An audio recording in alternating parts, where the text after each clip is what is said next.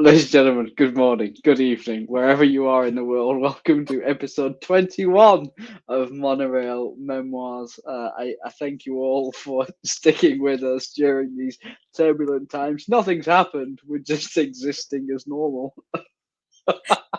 Anywho, this week we are going to be talking about restrooms or toilets for those outside of America.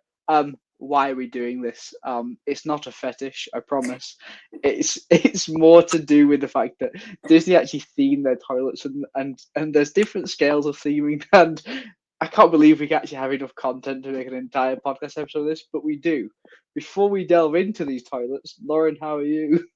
Absolutely shattered because it's 10 o'clock at night over in the UK, but we're doing it anyway. And I thank you for your flexibility. Some of us unfortunately did have to work, and the time difference makes it difficult. So thank you very much. But so the way in which this is going to work is we're going to talk about which are our top 3 restrooms each. So we're going to go through Lauren's first, and don't worry, we have pictures, not of people in the restrooms. Don't worry.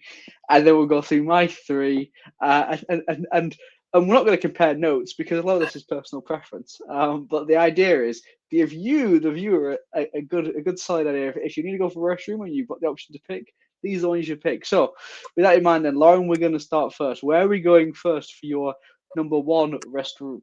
Yeah, so we're going to the Magic Kingdom. We're going into Fantasyland, the bit kind of in between Fantasyland and Liberty Square, and it is the Tangled restrooms. Could you imagine being a Disney princess and all you've got named after you is some toilet? It's a toilet. But how many people talk about said toilets? Quite a lot. It's a fair point because there's some pretty impressive toilets. I mean, the theming is good. To give people an idea of where we're talking in terms of location here, so if you go picture it, so the castle is to the bottom right-hand side of the screen. You've got Haunted Mansion sort of mid-central left, and Rapunzel's toilet tower is somewhere in between there, and it's a small world. So there's quite a large seating area here as well, and there's some real attention to detail. I mean, they actually really put an effort, and it's very popular walkway. But Lauren, why has this made your list as one of your favorite restrooms? It is just because of the theming. So, like I was thinking about choosing them for, different reasons. Like they might be a bit what other reasons would you pick? They might be a bit quieter. They might be especially clean. But these ones are all about the theming for me. I think that, if you're going to do a restroom, stop. Then why not theme them nicely? I completely agree. I mean, look, there's lanterns and Gorgeous. everything. And you know what? I'm not kidding, folks. For those who are not necessarily huge Disney aficionados, if you say to somebody the Tangled restrooms, everybody knows what you're talking about. They'll go, oh yeah. They are probably the best, and they would have been on my list, but you took it first. I was like, I'll let you run with it. Okay, so that's one of the ones in Magic Kingdom. Then where are we heading to next? So we're actually heading to Epcot World Showcase, and we're going to the American Adventure. We are. So it's kind of more connected to the Regal Eagle, the quick service restaurant there. But these bathrooms are just fantastic. There's so many of them. It's unreal. I've never one of the things worth pointing out, so when most people think about Epcot, they think about the map upside down. They think about the southern point being the top of the map. So this kind of looks a little bit backwards, but the American Adventure, so the most southern point, opposite from the World Showcase Lagoon, and opposite the the golf ball, as we always sort of colloquially call it. The bathrooms used to be down the left-hand side, because I remember going down to the left-hand side thinking, well, I'm feeling lost here, because it used to be. But now, if you just look at your screen, you think about going to the right, you'll effectively curve around the back, and this is just the presentation, the entrance. But when you think about the Epcot fireworks, for example, it's a great location to be able to just run in, and as Lauren says, they're usually quite well appointed, and you can sort of get in, do what you need to do, and get out again. At least I hope. Whatever that may be. I hope you'll get out again and not just hang around, because that would be weird. Okay, so Lauren, we've done your number 1 and number 2. No bathroom puns intended. What is your like? Your third one is a bit of a mystery one, which I understand why, but it's going to require some explanation. So what is it, and where are we going? Yeah, so we're heading back to the Magic Kingdom. Mm. We're going to Tomorrowland, and it's quite a niche one that quite a lot of people have probably never even known that they were there if they're not really avid Disney fans. But that's the reason why I like them. So they're next to kind of Space Mountain area. You're probably better with wayfinding than me. But they're just so quiet. Yeah, and I'll be honest, team, I really struggled to get a photo of this one, so I had to go on Google Street View. And so clearly there's benches here for if you wish to wait for people, hopefully people you know, to come out of the bathroom. But the best way to think about this is to the left of this, you've got Space Mountain in terms of sort of the entrance queue and what have you. It's the fact of the matter is that they are tucked away a little bit. They're behind the stage that they use for some sort of like pop-up Toy Story and kids stuff. It's behind there, so it's around in and around the People Mover. So behind this is the Disney Railroad we'll go past to give you an idea of location. But I had to go to Google Street View to find this. That's how difficult this was. So it's not overly common. But yeah, so I mean, honestly, Lauren, a decent selection. I can't argue. Of course, I knew what you'd put down because I put the slides together. You have no idea what I put down. No. So of course, ladies and gentlemen, we're going to be starting with the premier building in the entirety of Walt Disney World. And I'm not talking about the Carousel of Progress for once. Instead, I'm talking about. Oh, sorry. My apologies. I missed my own slide deck to give you an idea of where the previous toilets were. That's where they are. Space Mountain on your left, gift shop on the right. Because of course there's a gift shop. And the Space Ranger spin there.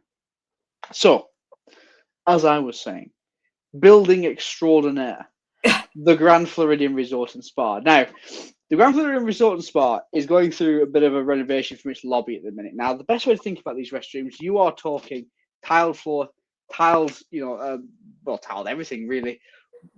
Quality soaps, proper. We're not taking the hand dryers here. We're not sticking our hands in hand dryers. They've got actual cloths, and I don't mean like the little pulley things. Actual cloths, fantastic. There is, however, I did manage to find the image of the weirdest bathroom configuration in any Walt Disney World facility. Full stop. And I'm glad I could find this because for women this will seem weird. For men this will seem even weirder. This is legitimately a photo from inside one of the bathrooms in the men's and the lobby of the Grand Floridian. How on earth is one supposed to deal with this? Who is shuffling in the half cubicle, probably with a stranger, and just back to back, you touch cheeks if you're not careful. when designing this went, yeah, that's fine. That passes muster. We can do that. It is genuinely baffling. Now, on a wider topic, the Grand Floridian Resort and Spa lobby is going through renovation at the minute, so they're currently at time of filming and release of this, they're still building it. So you'll see on the left, they got sort of the bird cage has been transformed and themed into a bar area, which I could consider to be questionable anyway. But this area, whenever you don't stay at the Grand Floridian, which I've only stayed there a couple of times. Whenever you transit through and you go and sit in this area, it is lovely. And there are more restrooms that don't have the weird cheek-to-cheek urinal situation. But I did think it was absolutely worth mentioning the Grand Floridian because, I mean, it's the epitome of luxury. And there are some wider problems with the Grand Floridian. Yes, it's too expensive for what it is. And has it aged well? Not necessarily. Have they got rid of things like the band, that used to sit on the balcony and play? All of that is disappointing, but it still holds itself as the flagship resort for Walt Disney World, and with a weird bathroom configuration. We're going to move on, though. And we're going to move now to my second choice, which is actually back in Epcot. And I understand Lauren's point about the American Adventure, but Lauren, have a guess. And you don't know. Have a guess what other toilets within the World Showcase I have picked.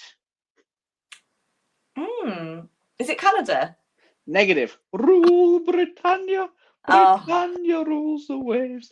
Now, the UK restrooms are the same as anywhere else. Now, for proper UK theming, instead of the word restroom, I would have preferred to see toilet. But still, they were refurbed a couple of years ago, and it's honestly, it's pretty decent. To give you an idea of where we're talking, so the American Adventure, bottom center, top left of this is towards the United Kingdom Pavilion, which is one of the, if you go the correct way around the World Showcase, it's one of the first ones. I still don't understand why people think you have to go Mexico first. Clockwise. But why? Because it's clockwise. But most people are right-handed, so wouldn't you go to the right first? Oh. No, exactly. So that's just another for me. My final one is an honourable mention, and the reason it's an honourable mention is I've never actually used this, and I hope that I never have to. But there are defecation bags on the skyline, so if you missed our episode discussing this, this is the Disney Skyliner that goes between Epcot, Hollywood Studios, and a few resorts like Caribbean Beach Resort, for example, the Riviera. And one of the designs concerned when they were building it is, okay, let's say, for example, it gets stuck. What are we going to do? Well, people could be stuck there for minutes or even in some cases hours. So there is a little box which has sort of dried foods and supplies in, but it also has what the Disney affectionately refer to as defecation bags, because if you gotta go, you gotta go. So I have never used this particular restroom, and part of me hopes I never use this particular restroom. But if I ever do, there you go. It'll be a story to tell. I will not live stream it, but I will recount it possibly in a short. So again, that was a very quick and strange canter through our best Disney restrooms. Not an episode that I thought we were going to do, possibly ever. But push comes to shove, we're only 21 episodes in, and we're already talking about the bathroom. So with that in mind, a short episode this week. I thank you all for your attendance in this slightly unusual set of circumstances.